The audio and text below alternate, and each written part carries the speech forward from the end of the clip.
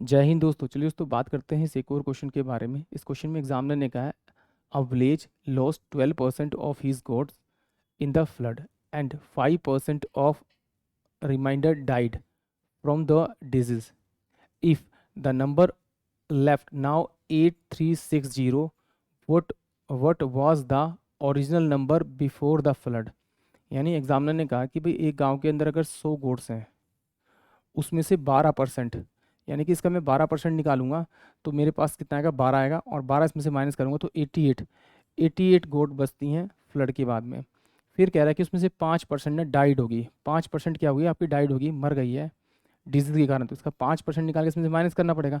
तो इससे अच्छा मैं 88 इंटू में क्या करूँ, 95 बाय में 100 कर लूँ।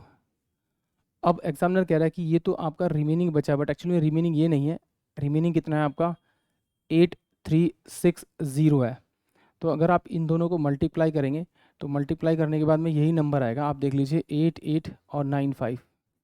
तो कितना, 8×5 = 40, 4 = 44, 9×8 = 72, 7, 9×8 = 72, 72 और ये 79, तो ये आएगा आपका 0638। तो इसको सॉल्व करेंगे तो 8360 अपॉन में 100 आएगा, जबकि मुझे चाहिए क्या, ओनली फॉर 8360। तो इसे किस नंबर से मल्टीप्लाई करूं कि यही बन जाए, तो इसे 100 से मल्टीप्लाई करना पड़ेगा। जिससे आप इसे मल्टीप्लाई करेंगे, इसे डायरेक्ट मल्टीप्लाई कर दीजिए, आपको आपका आंसर मिल जाएगा। यानी 10,000 जो गोट थी वो स्टार्टिंग में थी, यानी कि ऑप्शन जो बी होगा वो इस क्वेश्चन का करेक्ट होगा। एक बार फिर देखते हैं, गाँव में कितनी गोट थी, 100 मानी, उसमें से 12% मर गई तो 88 बची, सॉरी 12% बह गई फ्लड में तो कितनी बची, 88% बची। 88% में से 5% डाइड होगी, मर गई, तो बची कितनी, 88 का 95% बची। तो 95 और 85 को मल्टीप्लाई करेंगे तो 8360 ही आएगा।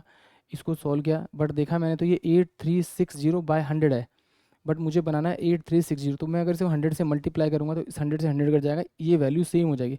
जिससे आपने इस नंबर को मल्टीप्लाई किया उसी से आप ऊपर वाले को मल्टीप्लाई कर दीजिए, आपको आपका करेक्ट आंसर मिल जाएगा, यानी कि ऑप्शन बी है। बट एक बच्चा बोला कि सर कभी कभी ना ऐसा होता है कि आप शॉर्ट के चक्कर में ज़्यादा ही लॉन्ग हो जाता है, तो हम उस क्वेश्चन को क्या, अगर क्या लॉन्ग से करें तो क्या वो उससे भी जल्दी हो सकता है, बिल्कुल हो सकता है। देखिए जैसे यहाँ पर अगर मैंने मान लिया कि टोटल गोड मेरे पास एक्स है, तो यहाँ कितनी बची मेरे पास, 88/100 बची 12% के बाद में। फिर उसका कितना, 95% बचा, बराबर में इक्वल में कितना आ गया आपका, रिमाइंड दे ही रखा है उसने 8360। तो ऐसा नहीं है कि आप लॉन्ग से करें या शॉर्ट से करें, जिससे आपको आसानी से जिससे आपका क्वेश्चन हो जाए उसी से आप सॉल्व कीजिए।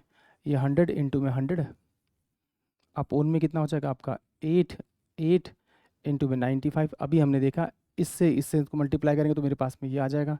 तो आपका एक्स की जो वैल्यू आएगी वो कितनी आएगी मेरे पास में आपकी, 10,000। यानी कि इन दोनों को जब मल्टीप्लाई करेंगे तो ये पूरा पूरा नंबर क्या हो जाएगा, कट जाएगा, तो बचेगा ये। यानी कि ऑप्शन जो आपका बी होगा वही इस क्वेश्चन का करेक्ट होगा। यानी आप अगर एक्स मान के करेंगे तो और आसान हो जाएगा। आई होप आप सभी को क्वेश्चन समझ में आया होगा। जय हिंद, जय भारत।